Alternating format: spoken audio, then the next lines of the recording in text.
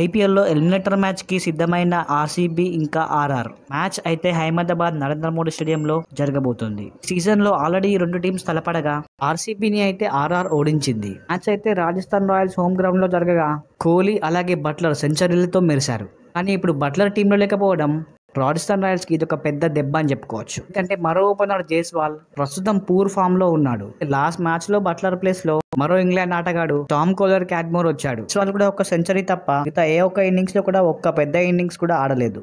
RR ఈ match లో విజయాన్ని సాధించాలంటే ఖచ్చితంగా జైస్వాల్ ఫామ్ లోకి వచ్చే తీరాలి. ఇక ఆర్ఆర్ కెప్టెన్ అయిన సంజు శాంసన్ అయితే ఫామ్ లోనే ఉన్నప్పటికీ లాస్ట్ టూ మ్యాచెస్ లో మాత్రం పెద్ద స్కోర్ చేయలేకపోయాడు.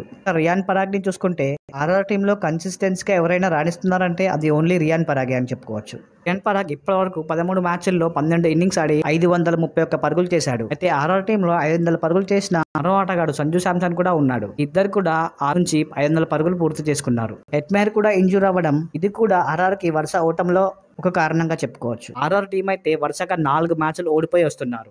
ఆ మ్యాచ్ లో అయితే వర్షం పడి 0 పాయింట్ ఇవ్వగా ఇక ఈ మ్యాచ్ లో కనుక ఆర్ఆర్ ఓడిపోతే ఇంటికి పోవాల్సిందే. ఆర్ఆర్ టీమ్ కి బౌలింగ్ డిపార్ట్మెంట్ బాగానే ఉన్నప్పటికీ బ్యాటింగ్ లో మాత్రం చాలా ఇబ్బంది పెడుతుందని చెప్పుకోవచ్చు. ఆ బ్యాటింగ్ కనుక సెట్ చేసుకుంటే ఆర్ఆర్ టీం ఖచ్చితంగా ఈ మ్యాచ్ లో స్ట్రాంగ్ గా మారుతుంది.